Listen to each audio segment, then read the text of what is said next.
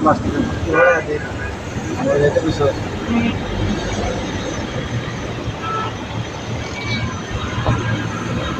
এই বাইরে একটু ভিডিও বেরোলেই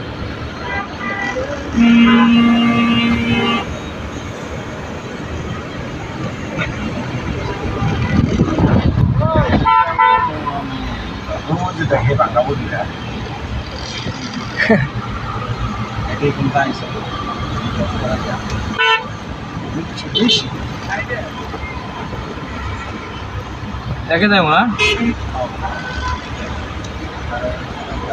ওই যে এক এই যে দুই